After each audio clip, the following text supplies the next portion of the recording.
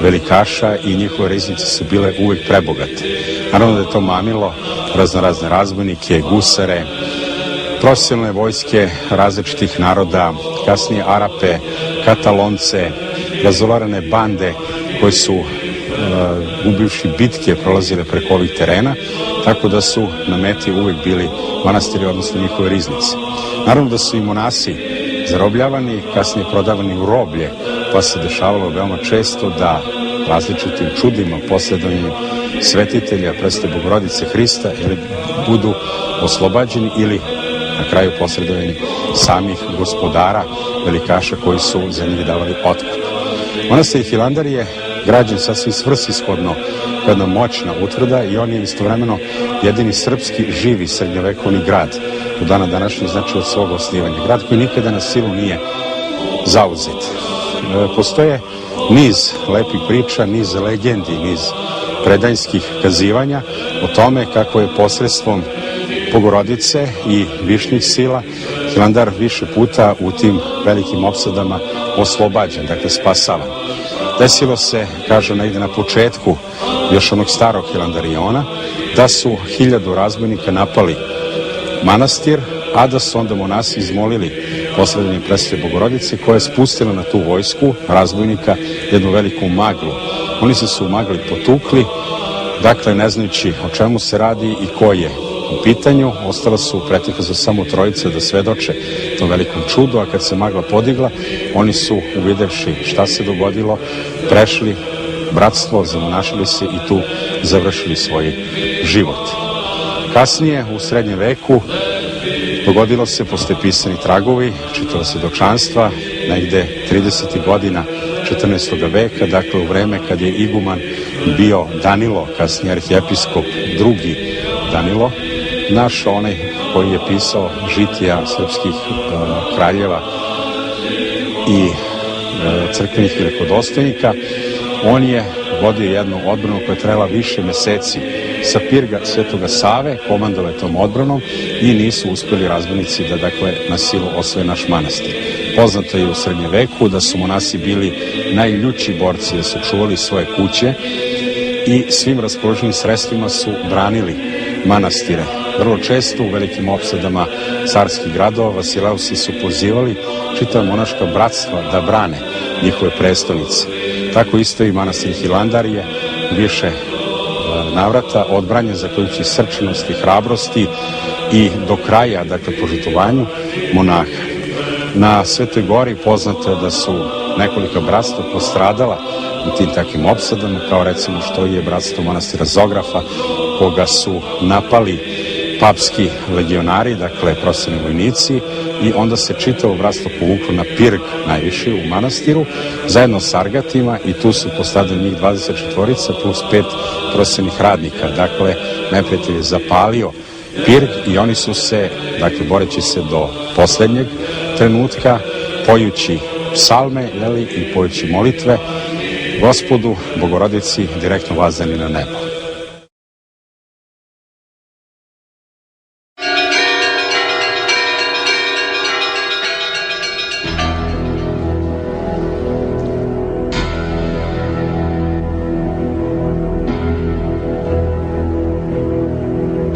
Svaki manastir na Svetoj Gori jeste svojevrsna tvrđava, utvrda, pravi srednjevekovni grad.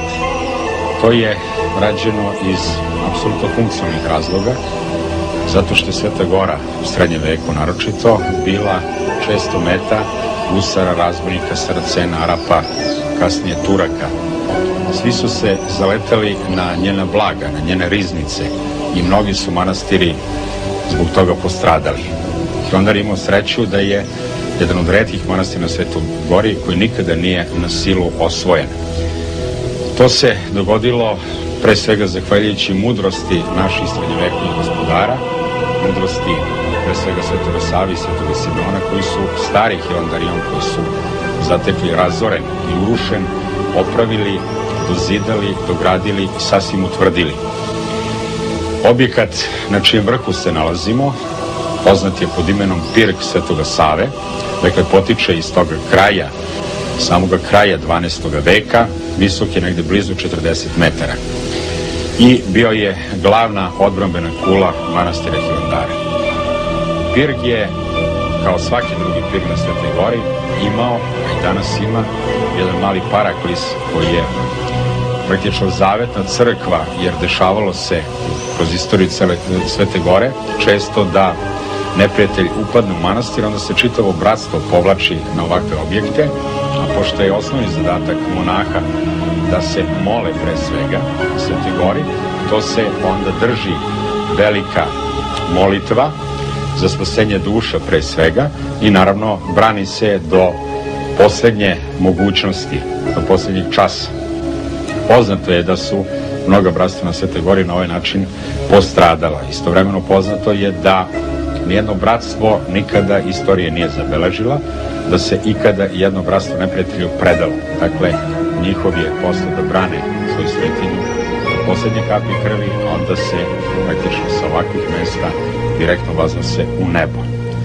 Ovaj pirg u građevinskom smislu jeste jedna u osnovi kvadratna konstrukcija koja se diže na tu visinu od blizu 40 metara preko 4 spratne konstrukcije. Moćno je zidan, moćno građen, tako da mu zemljotresi nikada ništa nisu zlo učinili. Zemljotresi su inače često pošast na Svetoj Gori. Paraklis na samom vrhu, znamo pouzdano iz istorijskih izvora, nastao je, znači poslednja ta ruka gradnje, 1681-82. i o njegove gradnje starao se iguman Simeon. Nekoliko godina iza toga paraklis je oslikan rukom odličnog pozno-vizantijskog majstora, dakle onog majstora koji pripada stilu levantinskog baroka, međutim sočnog kolorita, odličnog crteža, lepo razrađene kompozicije, dakle primeran u svakome pogledu. Pirg spolje gledano sastoji se iz nekoliko faza, dakle građenje ne od početka do ove visine. Prva faza je ta faza Svetoga Save, ide negde na visinu od 25 metara po prilici. Iznad toga nekih 7-8 sledećih metara je faza iz vremena kralja Milutina, gde se projavljuju na fasadama pilastri i otvori za strelce, u slučaju da se pojavi neprijatelj, a zatim poslednji deo pod samim krovom pirga i ovaj paraklis nastali su negde koncem 17. veka. Sa ove kule, sa ovoga pirga, sredinom 14. veka, odbranom manastira Hilandara komandovao je tadašnji iguman Danilo, kasnije poznat kao Danilo II, arhijepiskop srpski, čovek koji je bio poznati književnik, istoričar i koji je napisao žitija naših svetih kraljeva iz loze Nemanjića. Opsada je trajala više meseci, Saraceni su bili u pitanju, dakle, Arapi sa španskoga terena su dolazili čak do ovde da pljačkaju manastire i tu se desila nekolika čuda.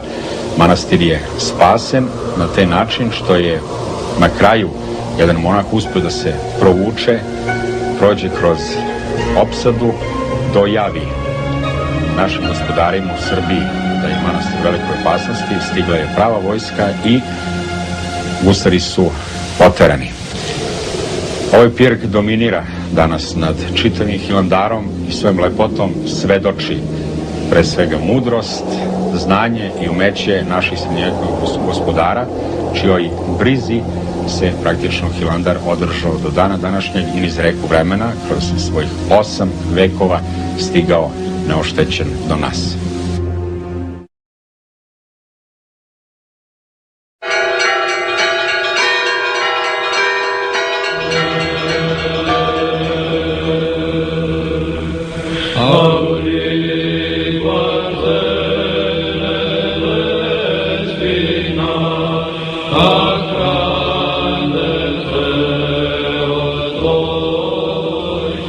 Pirg Svetog Georgija nalazi se kao fortifikacijski objekat na uglu južnog krila manastira Hilandara i njegovog zapadnog krila.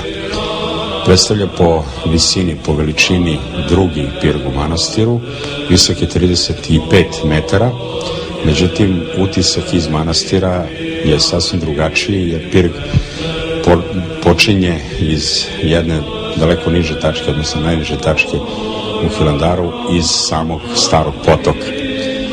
Pirg je jedan od najstarijih objekata u manastiru Hilandara, potiče iz 11. veka i pripada kompleksu bivšeg starog Hilandariona. Dakle, onome kompleksu koji je